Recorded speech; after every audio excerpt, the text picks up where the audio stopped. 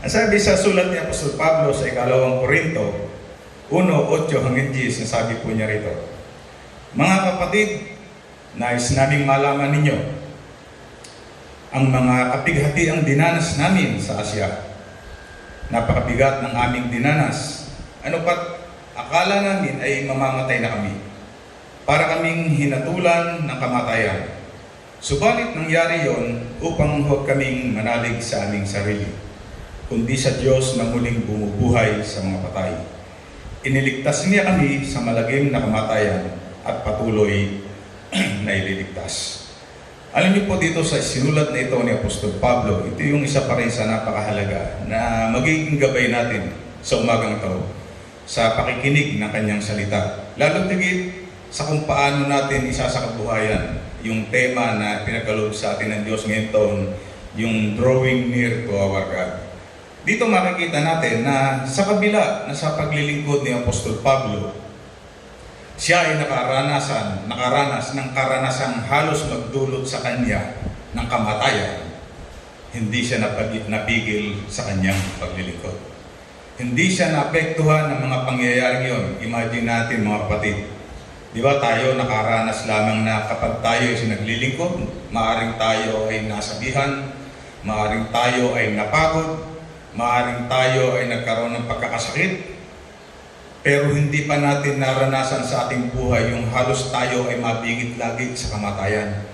Diba? Dito ang sabi ni Apostol Pablo, para kaming hinatulan ng kamatayan sa kanyang ginawang paglilingkod ng kanyang kapanahonan. Pero sa kabila ng mabigat na bagay na yun, hindi napigil si Apostol Pablo sa paglapit sa Diyos, sa paglilingkod sa ating Diyos. Isang bagay na sa umagang ito'y nais ng Diyos na may ilagay din natin sa ating buhay. Kung kilala nyo si John Wesley, ito po'y popular din evangelist. Naunawa niya yung mga pressure ng buhay na kung saan ay ating kakaharapin o ating papasanin o pinapasan sa panahon tayo naglilingkod sa Diyos. Ang paglilingkod talaga sa Diyos, natin sa Diyos, yan ay hindi beto process. Na kapag dati ikaw ng buhay mo ay nabubuhay sa sanlibutan sa kadiliman, malayo pa kay Kristo. Nang tanggapin mo at makilala mo si Kristo, biglang ang lahat ay naging maayos na. Biglang para bagang yung dati lagi kang walang-wala, ngayon lagi ka na sagana. Hindi po yun. Hindi po tayo doon nakapirmi lamang. Bagaman pangako ng Diyos na tayo ay binibigyan niya ng kahustuhan, kakontentuhan. Magkaiba po yung ikaw ay nakontento o isa doon sa ikaw ay talagang ang gusto mo yung managana. Yung hindi nagkakaroon ng kontentuhan sa kabila ng marami kang tinatanggap. Dito makikita natin sa buhay ni John Wesley, sang-ayon sa isang tao na nag-comment para sa kanya, si Samuel Johnson. Itong si John Wesley, sa kabila na ito'y may kapansanan, hindi ito napigil sa kanyang paglilingkod. Kahit siya ay nakatira sa isang remote area, na ang kanyang sinasakyan ay kabayo, pero yung kanyang passion, yung desire na lumapit sa Diyos, hindi ito naapektuhan. Ganon din ang pinunto ni Apostol Pablo dito sa kanyang pagkasulat na ito. Sabi ko nga tayo, di ba, although nakakaranas tayo ng panganib sa ating paglalakbay, pero ito ay talagang intensyon na ginawa ng mga kaaway ng Diyos noong time na yon, na talagang patayin ang mga lingkod ng Diyos. Diba? Tayo naman, hindi naman tayo nakakaranas pa. Ako personally, hindi pa ako nakakaranas na ako'y intensyong pagtangkang patayin dahil ako'y naglilingkod sa Diyos. Wala pa naman. Maaaring ang naranasan ng iba, yung nagkaroon ng aksidente, nagkaroon ng mga bagay na hindi inaasahan. Pero yung intensyon kagaya ng karanasan ng Apostol Pablo, mabigat yun. Pero sa kabila na may nagbabanta sa kanya, sa kanyang buhay, hindi siya napigil sa paglapit sa Diyos. Alam niyo po, isa pa sa England, na kung saan doon, kung babasahin niyo yung panahon ni Queen Victoria, meron siyang isang army o siyang general na kung saan ang pangalan ay William Booth. Itong si William Booth, very popular. Kapag siya ay, pag napag-usapan yung patungkol sa maninihala, yung tungkol sa paglilingkod ng isang sundalo, number one lagi na binabanggit yung kanyang katangian. Kaya dahil dito, napukaw yung atensyon ni Queen Victoria ng England. Kinausap niya itong si General William Booth at itinanong niya, ano ba yung sikreto mo? Bakit ikaw ay very popular sa tao at ikaw ay nagagawa mo yung mga bagay na magaganda para sa tao? Ang sabi niya, Majesty, Your Majesty, some men, meron silang passion, kaya sila naglilingkod sa kung ano yung pakinabang. Sa pera. Sila ay may passion sa karir. Kung paano sila ay kaya naglilingkod, nagsisikap, gustong ma-promote lang na ma-promote. Meron silang passion sa mga bagay ng mundong ito. Meron silang mga desire sa mundong ito na kaya sila naglilingkod, kaya sila gumagawa ng may kasibagan para makuhin lahat ng yon, yung pakinabang ng bubulas sa libutan. Pero sabi niya, pero ako, ang passion ko ay para sa tao. Kaya makikita nyo, yung lahat ng ginawa niya para sa kapakinabangan ng tao. Diba? Sa umagang ito rin yung nais ng Diyos na tayo ay magkaroon ng kasagutan. Doon sa katanungan natin, kasi pag ikaw ay may passion o meron kang matinding desire sa iyong buhay, halos araw-araw iniisip mo yan eh. Bago ka gumising o pagkagising mo o bago ka matulog, naiisip mo yan, yung desire mo yun, yung masidhing naisip mo na makuha ng bagay na yun. Diba? Paggising mo, ipinagpe-pray mo pa siya, iniisip mo kung ano gagawin mo para yun imatay mo. Diba? Meron tayong mga ganung bagay. Pero nangyari na ba sa buhay natin, mga kapatid? Na dahil sa matindi nating passion na makalapit sa Diyos, paggising pa lang pa sa umaga, inisip na natin, paano tayo makapaglilingkod sa Diyos? Ano yung pwede nating gawin simula sa umagang pagkagising natin para tayo patuloy na makalapit sa Diyos at makapaglapit ng tao patungo sa Diyos? Diba? Kailan natin nakita yun? Maaring tayo, iniisip natin na talagang may desire tayo tungkol sa Great Commission. Kasi ito yung atas ng ating Panginoong Jesus na dapat natin gawin. Totoo, may desire tayo. Di ba? May desire tayo, may passion tayo para sa Great Commission. Pero siyempre, ang malimit na nangyayari, hindi Great Commission, kundi Great Commission. No omit. Yung dakilang atas ng ating Panginoong Jesus sa atin na gawin natin. Sabi ko nga, may desire tayo lahat na lumapit sa Diyos. Totoo yun, at alam naman natin yan, wala namang magsasabi mo wala tayong desire lumapit sa Diyos. Pero siyempre, ano yung nangyayari sa ating buhay spiritual para patunayan natin na talagang tayo tunay na lumalapit sa Diyos. Na anuman ang humadlang sa atin, anuman ang mangyari, patuloy tayong lalapit sa Diyos.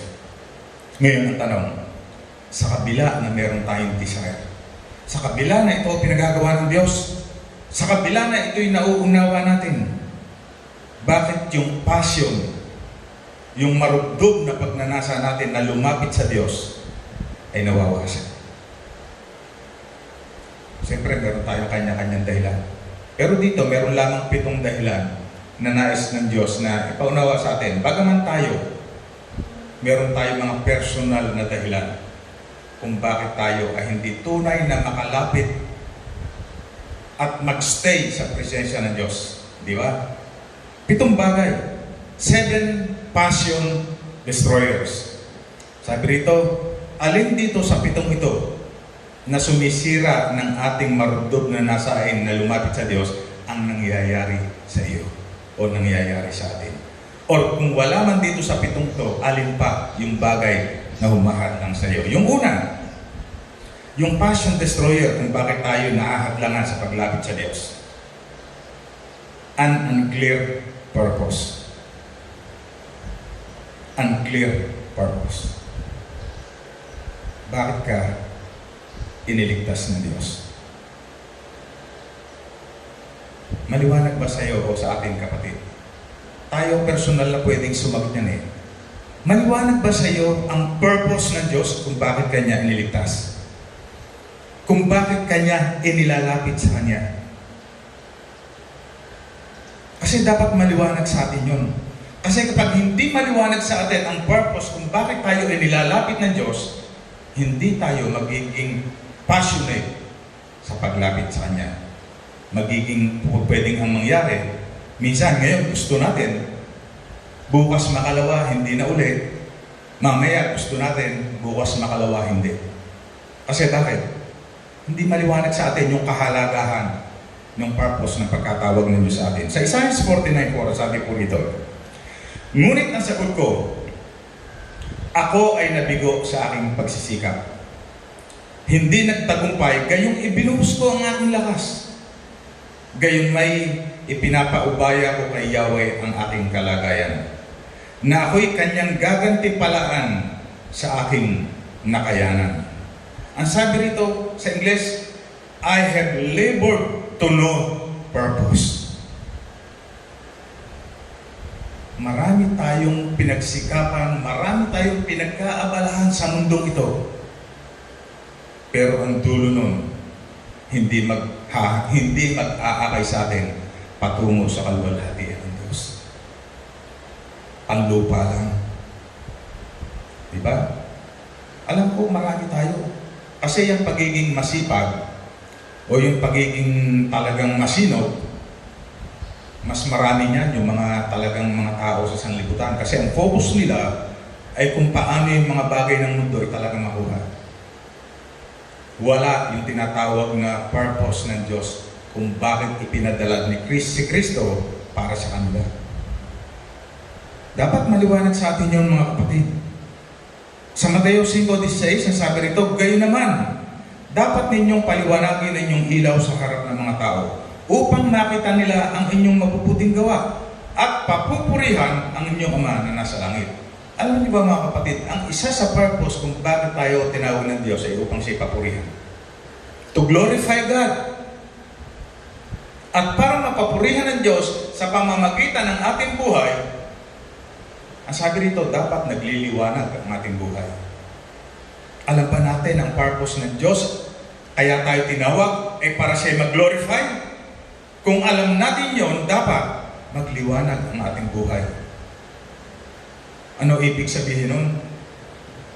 Yung spiritual na kahulugan nun, makita ng mga tao na si Kristo na ang nabubuhay sa atin. Na sa pamamagitan natin, sila na nasa kadiliman ay mapapapunta sa liwanag. Yun yun. Isa sa purpose sa buhay natin. Yung tayo ay makita sa buhay natin yung kaluwalhatian ng Diyos. Ngayon, ano yung purpose na natin naman sa Diyos? Kasi yung kanina, kung ano yung purpose na dapat mangyari sa atin. Sa Mateo 22:37-38, sumagot si Jesus. Sabi niya, ibigin mo ang Panginoon ng Diyos ng buong puso mo, buong kaluluwa mo, at buong pag-iisip mo. Ito ang pinakamahalagang utos. Alam mo ba, kapatid, na ang purpose ng pagtawag sa iyo ng Diyos o yung pagliligtas sa Diyos ay upang ibigin mo siya ng buong puso mo. Ano sabi? Ito yung pinakamahalagang utos. Kaya sinasabi, kung ikaw ay hindi makaiibig sa Diyos ng higit sa iyong mga mahal sa buhay, hindi ka karapat-dapat. Kasi bakit? Ano ibig sabihin nun? Huwag mong ibigin na yung mga magulang, huwag mong ibigin na yung mga anak. Hindi. Kasi bakit? Kapag kasi inibig mo ang Diyos, automatic, hindi pwedeng hindi mo iniibig ang mga mahal mo sa buhay. Pwedeng mangyari na kapag inunan natin ang ating mga mahal sa buhay na iniibig natin sila, pwedeng hindi naman natin iniibig ang Diyos. Di ba? Kaya ang nais ng Diyos, yun yung mayurin. Kapag inibig natin ang Diyos, na layunin ang pagkatawag sa atin, hindi tayo magkakaproblema sa ating mga mahal sa buhay. Hindi tayo magkakaproblema sa tao sa ating kapaligiran. Kasi katunayan na tunay na iniibig natin ang Diyos. Ano yung una na dapat na makita natin ang layunin ng pagkatawag sa atin, personal? Para sa Diyos, para sa papurihan, ay ito pa sabi sa Roma 15:1-6. Tayong malalakas sa paniniwala ay dapat tumulong sa mahihina at huwag ang pansariling kasiyahan lamang ang ating isipin. Sabi sa verse 1, patuloy po tayo. Sikapin natin lahat na itaguyod ang kapakanan ng ating kapwa para sa kanyang ikalalakas. Sapagkat maging si Kristo man ay hindi naghangad ng sariling kasiyahan, subalit nagpaubaya tulad ng nasusulat. Ako ang binagsakan ng mga pag-alipustat na sa inyo dapat ipatama. Sa verse 4, anumang nasa kasulatan noon pang una ay nasulat sa ikatututo natin, upang sa pamamagitan ng pagtitiis at sa pagpapalakas ng loob mula sa kasulatan ay magkaroon tayo ng pag-asa. Ipagkaloob nawa ng Diyos sa ating na siyang nagbibigay sa atin ng katatagan at lakas ng loob, na kayo'y mamuhay ng may pagkakaisa ayon kay Kristo, upang sa gayon nagkakaisa kayong magpupuri sa Diyos at Ama ng ating Panginoong Hesukristo. Dito makikita nyo, yung una, yung sa ating sarili. Pangalawa sa Diyos, ngayon ito'y sa kapwa, na ang layunin din, maipakita natin yung tinatawag na pagmamahal sa kanila. Hindi yung pansarili lamang. Iyon ang purpose din ng Diyos kung bakit tayo tinawag. Kaya yung sinabi natin, kung mahal mo ang Diyos, dapat mahal mo rin na yung kapwa. At kapag mahal mo ang yung kapwa, hindi lamang dapat ikaw ang lumalapit sa Diyos. Dapat sila man na ilapit mo sa Diyos. Kasi mahal mo sila. Ayaw mo sila mapahamak. At kung magkagayon, masusunod pa rin yung purpose ng Diyos kapag ginawa natin yon. Nasabi rito, upang sa gayon, nagkakaisa kayong magpupuri sa Diyos. Uulitin ko mga kapatid, ang layunin ng Diyos dapat clear sa atin kung bakit tayo tinawag niya. Para siya'y papurihan. Isa yon sa layunin natin. Dapat alam natin yon. Ibig sabihin, kung maliwanag sa atin yon, lahat ng ating gagawin para lamang sa kanyang papurihan. Pangalawa, na humahad lang para yung ating marubdob na paglapit sa Diyos ay hindi mangyari. Unemployed talents. Ito'y palasag na ito itong lagi nating binabanggit nito. Sa matagal na panahon binabanggit na natin. Kanina sa offering may binanggit. May pinagkalooban ng 1,000, 2,000, 5,000. Sabi sa Biblia, pinagkalooban sila ng mga gift, ng mga talento ayon sa kanilang kakayanan. Ibig sabihin, lahat tayo meron. Meron nga lang maliit at merong malaki. Pero lahat tayo meron. Doon sa mga ipinagkatiwala sa atin na yun ng Diyos, ano ang bili niya, ni Apostol Pablo, doon sa 1 Corintios 7:17? Mamuhay ang bawat isa ayon sa pinagkaloob sa kanya ng Diyos, at magpatuloy sa dating niyang kalagayan nung siya'y tawagin ng Diyos. Anong sabi rito? May ipinagkatiwala sa atin ng Diyos. Kakayanan kung paano tayo maglilingkod sa Kanya. Anong sabi ni Apostol Pablo? Ipamuhay natin yan. Kung 1,000 ang ibinigay sa iyo, 1,000 pila, talento, mamuhay ka ayon dyan sa 1,000 yan. Ano ibig sabihin nun? May ipinagkatiwala sa atin Diyos. Kung ang pinagkatiwala sa iyo ay yung pag-aayos ng silya, pag-liimis ng church, gawin mo yan. Kung ikay binigyan ng pagkakatiwala na makapagsungit, gawin mo yan. Diba? Kaya sabi rito sa bandang huli, sabi rito, magpatuloy sa dati niyang kalagayan nung siya'y tawagin ng Diyos. Natatandaan niyo ba mga kapatid? Nang kayo tawagin ng Diyos. Yung tinanggap natin si Kristo. Ano yung estado ng ating spiritual? Diba, sigla? Excited tayo. Diba? Fresh na fresh. Wala pang maraming issues. Kaya ang payo ni Apostol Pablo, doon sa magandang kalalagayan na yun ng ating spiritual buhay, yun ang ituloy natin. Kasi pag itinuloy natin yung masigla nating kalalagayan nung umpisa tayo lumapit sa Diyos, napakaganda ng magiging buhay natin. At definitely, gagamitin natin yung mga talentong pinagkatiwala sa atin. Ang sabi rito, ang humahad lang, kaya tayo hindi makalapit ng tuloy-tuloy. Unemployed talents. Unused. Sayang. Kasi hahanapan tayo ng Diyos. Tatanda ng mga nating mga kapatid doon sa binanggit nga kanina sa giving tungkol sa talents. Hindi ang pinag-uusapan dito yung laki ng ibinigay sa atin. Tatanda po natin yun. Yung 1,000, 2,000, 5,000, hindi iyon ang hindi iyon ang pinagbabasihan ng Diyos yung laki, kundi kung paano natin ginamit yung gaano mang kalaki o kalit na yon na talento na pinagkatiwala sa atin. Gusto gusto nating lumapit sa Diyos, ano yung talento na meron ka, kapatid, na hindi mo pa ginagamit? Inaantay ng Diyos na yan ay magamit natin para sa Kanya. Pantatlo, an unbalanced schedule. Unbalanced schedule. Sa karanasan ko po, talagang ang schedule ko patong-patong. Sa dami po ng dapat na intindihin, sa dami ng responsibilidad, talagang patong-patong po. Pero siyempre, doon sa mga bagay na hindi ko magagampanan dahil hindi na iisa naman ang aking katawan, i-distribute natin yan. Inya-assign natin yan para magawa yan. Pero sa kabila nun, may naiiwan pa rin sa akin na napakarami pa rin schedule na kapag hindi ko babalansihin, mapapabayaan ko. Kaya mahalaga ang tinatawag na tamang pagbalanse tayo sa ating buhay spiritual. Balansehin natin ang panahon natin sa church kumpara sa panahon natin sa mga bagay sa sanlibutan. Tayo, di ba? Kung tayo ay Saturday worshiper, Sunday, isang beses lang sa isang linggo yan. Iyan ba balansyado na talagang every Sunday naririto ka?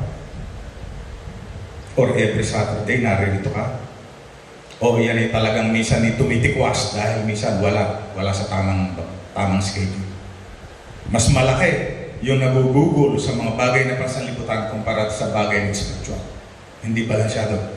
Sabi ni Timoteo sa Timoteo 4:7, sabi ni Apostol Pablo, huwag mong pag-aksayan ng panahon ang mga alamat na walang halaga. Sa halip, sanayin mo ang iyong sarili sa makadiyos na pamumuhay. Sa New Living Translation, sa NLT, sabi rito, don't waste your time. Kapag hindi balansyado ang ating schedule, lalo higit sa paglilingkod sa Diyos, nasasayang ang ating panahon. Maraming natatapon. Imagine ninyo mga kapatid, gaano karaming beses na nakasalamuha natin ang ating mga mahal sa buhay, ang ating mga kaibigan, ang ating mga katrabaho, mga kapitbahay, na hindi natin naibigay ang panahon sa kanila para sila'y ilapit sa Diyos. Pero yung schedule na kung saan walang kinalaman sa Diyos, ang laki nag-uumapaw, nagugugol natin para sa kanila. Balansin natin. Hindi po pwedeng wala para sa Diyos. Dapat meron. Pero salamat sa Diyos kasi hindi naman niya hinihingi yung buo.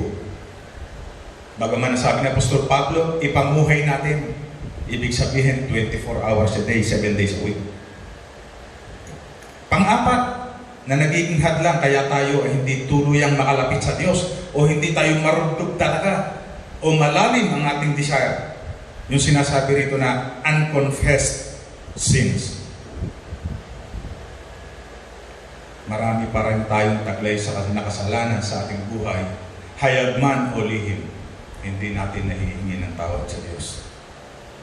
Ang sabi rito sa Psalms 38:4, ako'y nalulunod sa taglay kong sala, sa dinami-rami ay para ng baha, mabigat na lubha itong aking dala. Alam niyo po, kapag tayo may daladalang mga kasalanan na ito inililihim natin at isinasa kabuhayan pa natin, yan ay mabigat na pasanin. Na kapag tayo lalapit sa Diyos, yan yung posibleng mag-cause kaya tayo madapa. Unconfessed sins. Walang ibang makasasagot niyan kundi tayo lang. Pwede tayo maglihim sa asawa, pwede tayo maglihim sa anak, sa kapatid, sa mga kaibigan, pero hindi tayo makapaglilihim sa ating sarili at sa Diyos. Alam natin yan. Kapag tayo ay may daladalang kasalanan o namumuhay sa kasalanan, ang bigat ng paglapit. May guilt feeling tayo. Di ba? Kapag tayo aawit lang sa Diyos, minsan hindi tayo makaawit ng todo. Kapag tayo magpe-praise and worship, tayo sasamba, gusto natin itaas ang kamay, ipahayag, gusto natin lumuha, hindi natin magawa. Kasi may guilty feeling tayo. Or pwedeng isipin natin kasi alam ng asawa ko na ako may ginagawa pa kasi ganito, kaya para bagang kapag ako'y magtataas ng kamay, para bagang, di ba?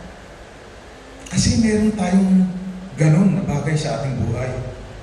Kaya tuloy ang nangyayari, nahahadlangan yung buong nating paglapit sa Diyos. Alam niyo po kami dito po may nilapit po sa akin nung isang linggo. Yung kaibigan natin sa Kanlubang. Lumapit po siya kasi sabi niya, partner, pastor, meron kaming ilalapit sa iyo kasi ang laki ng problemang nagawa sa amin ito eh. Kasi merong puno, malaking puno, dalawa, na tumubo doon sa gitna ng kanilang karsada. Kasi yung karsadang yun, hindi naman busy. Kaya nangyari, hinayaan nila na may tumubong puno, fruit bearing, mangga yung isa. Lumaki ng lumaki, hanggang sa sila ay nagulat na lamang, nakita nila na ito pala yung isang malaking kaabalahan. Pati doon sa mga katabing bahay, nakasisira ng bubong. Yun ay nagsimula sa paunti-unti na kung umpisa pa lamang na ito'y tumutubo pa lamang, pinutol na niya, napakadali. Hindi mo kailangan ng DNR permit, hindi mo kailangan ng Senro permit, hindi mo kailangan ng barangay clearance. Right there and then, pag nakita mong tumutubo pa lang, putulin mo. Wala kang problema. Ngayon, sa sobrang laki, babayad pa siya sa magpuputol para hindi mawasak yung mga katabing bahay. At ang dami niyang dapat asikasuhin clearances. Ganon din ang kasalanan. Dapat maliit pa lang, putulin mo na. Kasi pag yan ay lumaki, maraming damage na gagawin. Naniniwala po ba kayo doon? Maraming damage na gagawin. Minsan huli na ang lahat. Di ba? Bagsak na ang hanap buhay. Sira na ang pamilya. Sira ang paglilingkod sa iglesia. Pagkatapos sasabihin natin, hindi tayo makarecover kasi napapahiya na tayo. Pero ngayon, may pagkakataon pa. Kasi ang pangako ng Diyos, gaano kalaki yan, ang kasalanan mo yan, tunay ka na mag-confess. Mag-repent, buburahin niya lahat yan. Huwag nating hayaan na dumating yung time na tayo na mismo ang igugubo niya. Unconfessed sins. Ang sabi sa Galatians 6:7, sabi ng Apostol Pablo, do not be deceived. Huwag tayong padaya. God cannot be mocked. A man reaps what he sows. Yung mga kasalanan na ating ipinupunla na yan, na sabi ng salita ng Diyos, hindi natin pwedeng dayain ng Diyos, aanihin natin ang bunga niya. Putulin na natin. Huwag na nating hayaang magbunga. Di ba? Huwag nating hayaang bunga. Kaya mahalaga na tayo lagi nakakapakinig ng salita ng Diyos. Panlima, unresolved conflicts. Pag sinabi kasing conflict, hindi naman ito yung patayan. Hindi ito patayan lang. Yung ikaw ay may hatred, yung ikaw ay talagang marami kang hinanakit sa buhay, marami hindi ka makapagpatawad. Conflict yan. Anong sabi ni Job? Sa mga nabubuhay siya, merong kabigatan sa puso. Ayaw makapagkasundo. Ayaw magpatawad sa asawa, ayaw makapagkasundo sa kaibigan, ayaw makapagkasundo sa anak, sa magulang, lahat na. Ang sabi ni Job, 5:2, ang sama ng loob ay pumapatay sa taong hangal. Ang pagkainggit ay kumikitil sa mga taong mangmang. Anong sabi rito ni Job? Hangal ang taong may mga sama ng loob kasi papatayin siya nila. Hindi naman ibig papatayin ka ng yung buhay mo dahil sa sama ng loob. Kundi yung buhay mo, yung disposisyon, yung lahat na diskarte sa buhay mo masisira. At ito kaya sinasabi natin, ako sabi mo nga, hindi naman assurance na kung ikaw ay pastor, wala nang nagtatakbo sa iyo. Meron pa rin. Pero sabi nga sa dalawang taong nagkakagalit, kapag ikaw ay isang tao na hindi mapagpatawad, maramdamin, madalahin, yung kaalitan mo ay baliwala lang, lugi ka. Hindi ka mapagkatulog, hindi ka makakain, yung kagalitan mo, himbing na himbing sa tulog, nananaba sa kakakain. Lugi ka. Kaya ano sabi rito ni Job sa 18:4? Sarili mo lang ang iyong sinasaktan dahil sa galit na iyong tinataglay. Kita niyo, biblical? Di ba? Totoo eh. Kaya para huwag nating masaktan ang sarili natin, magpatawad tayo. Huwag tayong magpagkagaling. Ang sabi ng salita ng Diyos, kung magkagalit man tayo, huwag tayong magkasala. Pawiin ang huwag natin bigyan ng diablo na tayo ay may influensya. Ulitin ko, sabi rito, sabi ni Job 18:4, sarili mo lang ang iyong sinasaktan dahil sa galit na iyong tinataglay. Pababayaan ba ang daigdig dahil lamang sa iyo at aalisin ang mga bundok sa kanilang pwesto? Kaya napakahalaga mga kapatid, yan ay lason. Kaya hindi tayo makapaglingkod ng diretso sa Diyos. Kaya hindi tayo makalapit ng diretso. Kasi meron tayong kagalit.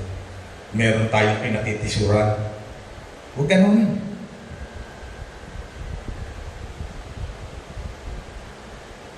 Yun ang paalala sa atin ng Diyos. Pang-anim, unsupported life. Ano ba itong sinasabi ng unsupported life na ito na nagiging hadlang kaya tayo ay yung marugdog na pagnanasang lumapit sa Diyos ay nahadlangan? Sa Ecclesiastes 4:9. Ang sabi rito, ito yung malimit na ginagamit ko po pag nagkakasal. Ang dalawa ay mabuti kaysa isa.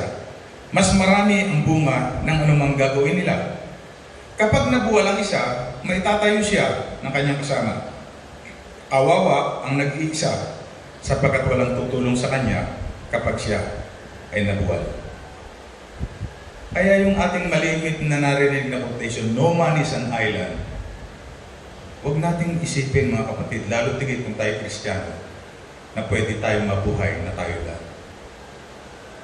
Kailangan natin ang ating kapwa at kailangan tayo ng ating kapwa. Lalo tigit sa paglalapit sa Diyos.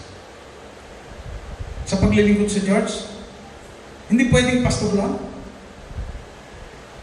Kapag walang mga ministry heads, kapag walang mga elders, mga officers sa church, mahirap. Kahit napakagaling o napakasipag ng pastor, walang kwento, babagsak siya. Darating ang time, mapapagod siya. Unsupported life. Ganon din sa mag-asawa. Bakit hindi tayo makalapit sa Diyos? Minsan kasi, yung ating asawa ang nagiging dahilan natin. Kaya hindi tayo makalapit sa Diyos. May times na dumadating yung ganong pagkakataon. Dapat ang mangyari, tayo ay suporta. Na kung ang ating asawa ay nagkakaroon ng panghihina, dapat tayo ang susuporta sa kanya para tumayo. Huwag nating pababayaan. Ganon din sa ating anak. Kapag yung mga anak natin ay nakikita naman nating maliwanag na sila'y nalalayo, hindi lumalapit sa Diyos, dapat huwag tayong manghihinawang suportahan sila para ilapit sa Diyos. Kapag pinabayaan natin sila, alam natin kung saan sila pupunta. Kapag sinabi natin tayo'y partner, suporta tayo, meron tayong gagawin para sa kanila. Don't expect na laging tayo na lamang ang nag-aantay ng tulong mula sa kanila. Mahalaga po yun mga kapatid. Si Jesus Christ, ang ating Diyos Ama, kapag pa sinabi ng Diyos Ama, gusto ko, dinideklar ko lahat ng tao, hindi na magkakasala at pupunta sa langit. Kaya niya yun? Kaya niya. Kasi bakit? Makapangyarihan siya. Siya rin naman ang lumikha sa atin lahat eh.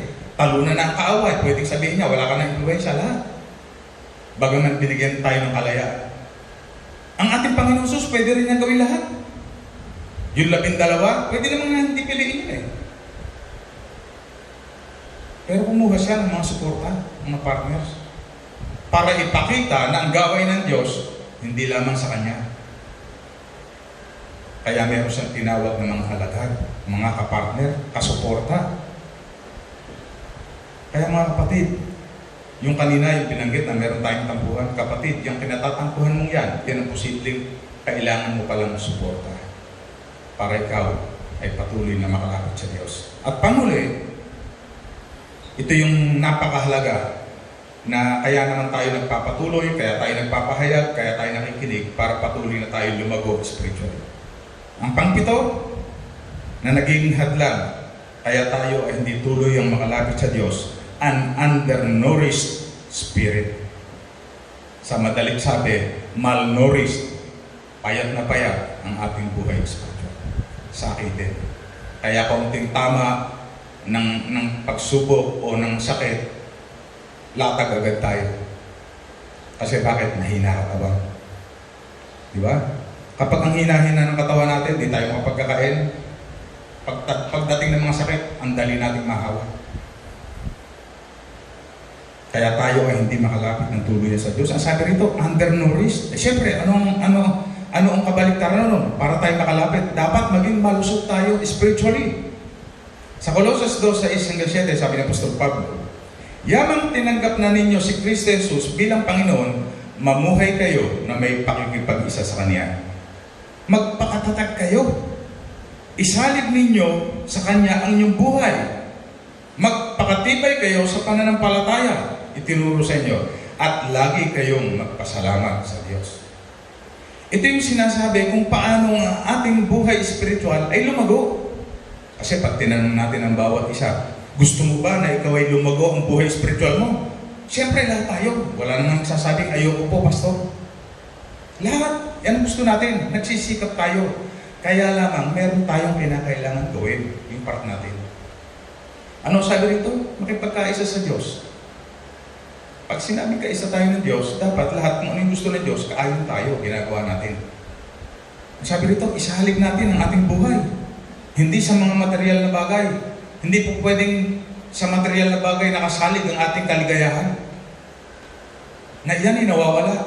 Na kapag nawala, bubuwal tayo. Ang sabi rito, isalig natin ang ating buhay kay Kristo. Magpakatibay tayo. Alam niyo po yung pangako ko ay Josue sa 1:8, sabi ron, huwag mong kaliligtahin basahin ang aklat na ito. Dili-dilim nito araw at gabi. Sa gayon, matutupad mo ang lahat ng nasusunod doon at ikaw ay giginhawa at magtatagumpay. Ito yung kompleto kung paano tayo magkakaroon ng nourishment spiritually and physically lahat. Ano sabi dito? Basahin ang salita ng Diyos. Pag sinabi mong basahin ang salita ng Diyos, alamin mo ang kalooban ng Diyos.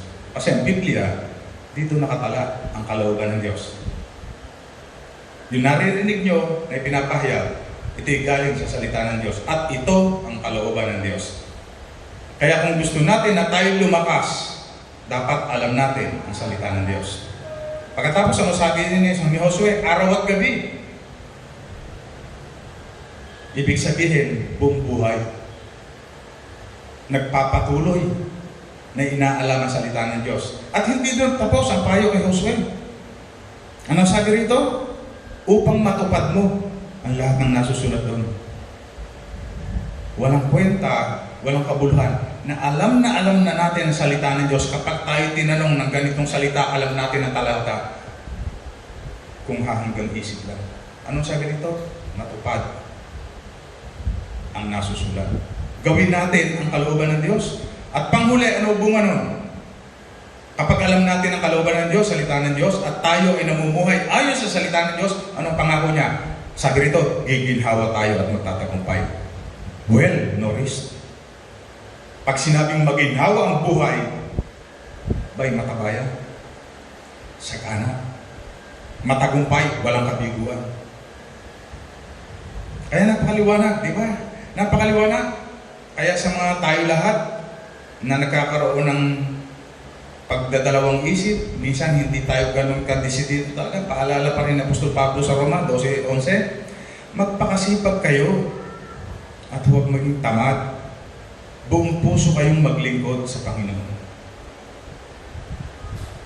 Yun payo sa atin. Siyempre, kinakailangan tayo ay sumunod sa ipinapayo. Bilang pagwawakas, Binasa natin kanina yung nakatala sa sulat ni Apostol Pablo sa ikalawang sulat niya sa Korinto, 1:8 hanggang 10. Ang sabi niya, yung kapighati ang kanyang dinanas, na para sa kanya para siyang hinahatulan ng kamatayan. Pero salamat sa Diyos kasi patuloy silang nililigtas. Doon na ipinakita ni Apostol Pablo na hindi siya bumitiw. Yung passion, yung marugtog na nasa niya, simula umpisa, bagaman marami siyang hirap na pinagdaanan, hindi nawala sa kanya. Hindi siya bumitaw, hindi siya tumigil sa paglapit sa Diyos. Nang hawakan siya sa salita ng Diyos. Alam niyo po, sa India, alam ko yung iba alam na itong katotohanan ng istorya nito. Sa India, maraming monkeys, maraming unggoy. Na para mahuli nila at maalis lahat yung mga yun dahil masyadong mapamisala, hinuhuli nila yan. Ang isa sa pamamaraan ng kanilang paghuli, buko o nyog. Ang ginagawa nila, kasi ang unggoy, paborito ang nyog. Ang ginagawa nila, yung nyog, binubutasan nila ng kaganon. Yung kasya lang ang kamay, yung kayang isuot ng kamay. At kapag ang nyog ay may butas ng ganon, at nakita ng unggoy, ang ginagawa niya, para makuha yung loob, sinusuot yung kamay, and then kinukuha yung mga laman. Ganon ang ginagawa niya. Ngayon, paano nahuli ang nyog? Ang unggoy, paano nahuli? Kasi ano ba ang kaisipan ng unggoy? Sa kagustuhan na yung kanyang hawak na nyog na nakuha niya sa loob, ay makuha niya at di mawala, ayaw niyang kuha kamay, hindi niya mahugot doon sa nyog ng kamay. Kaya dahil doon, sa kanyang mahigpit na hawak doon sa kanyang nyog na hinawakan, nahuhuli siya. Ayaw niyang bitawan. Kapareho din yan, ito'y true to life story. Sa Tulsa, Oklahoma, ang pangalan ng taong yon ay Edward McBride. Yung Edward McBride na yun, isa yung sa madalit sabi dito sa atin ay magnanakaw. Akyat bahay.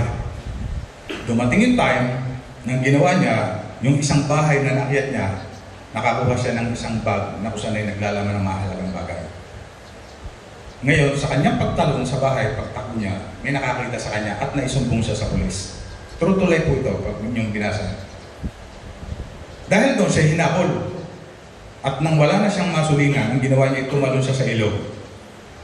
Na tubig ay nagyayelo. Siyempre, alam na ng mga tao na pwede niya kahinat na pwede siyang mamatay kasi sa sobrang lamig. Pero ang ginawa niya, tumalon siya, and then yung mga pulis, hindi siya nagawang habulin dahil nga nandun siya. Lumubog siya. Nung dumating yung time na siya namatay nga, at nang siya ay makuha na yung kanyang bangkay, hawak-hawak pa rin yung mahigpit yung bangkay. Ganon din tayo. Ayaw nating bitawan yung pwedeng magpahawak sa atin. Meron tayo sa buhay natin na pwedeng iyan ang naglalayo sa atin sa Diyos, na pwedeng magpahamak sa atin, pero ayaw nating bitawan. Ang ating Panginoong Hesus, nang siya'y pumunta rito sa lupa, nang siya ay ipako na at magkaroon na siya ng kamatayan, hindi siya bumitaw sa Ama, at hindi rin niya tayo binitawan. Siya yung naging bridge natin. Hindi tayo binitawan ng Diyos na hanggang sa ngayon, kaya mo naririnig ito mga kapatid. Kaya natin naririnig ito kasi hawak ka pa ng Diyos, ayaw kanyang bitawan. Huwag nating hawakan yung magpapahamak sa atin. Yung ating relentless passion sa paglapit sa Diyos, dapat yan ang mamayanin. Doon lamang sa 7 narinig natin na yun, maaaring meron tayong naroon nakabilang na nangyayari sa atin. Ang sabi ng Diyos, hindi tayo pwedeng magpatuloy doon. Ang magiging bunga nun, mapapalayo tayo sa Kanya. Sa umagang ito, sana huwag mawala ng kabuluhan gaya ng ating malingit na panalangin kapag tayo nakakapakinig at nagpapahayag ng salita. Hinihiling natin sa Diyos ang isang matagumpay na pagpapahayag, matagumpay na pakikinig, at matagumpay na pagsasakabuhayan ng Kanyang salita. Yan ang kumpletong panalangin natin na sana sa umagang ito'y magkaroon ng tunay na kaganapan sa buhay ng bawat isa sa atin. Palakpakan natin Diyos. Purihin natin Diyos. Tayo po lahat ay tumayo. Tayo manalangin. Aming amang dakila at mapangyarihan sa lahat, maraming salamat o Diyos sa patuloy na kapahayagan ng iyong pag-ibig sa amin. Patuloy na kami iyong inaabot, patuloy na nais mo na kami mapalapit sa iyo sa mga dahilan kung bakit kami hindi makalapit sa iyo na amin pong narinig. Tulungan mo po kami, O Diyos, na huwag nang mangyari sa amin ang lahat ng ito. Ang desire po ng puso ng bawat isa amin ay tunay na makalapit sa iyo. Huwag kaming mapalayo at patuloy ng pangako mo ay tanggapin ang bawat sa amin. Sa iyo ang lahat ng papuri, pagluwalhati at pasalamat sa pangalan po ng aming Panginoong Jesus. Amen. Palakpakan muli natin ang Diyos.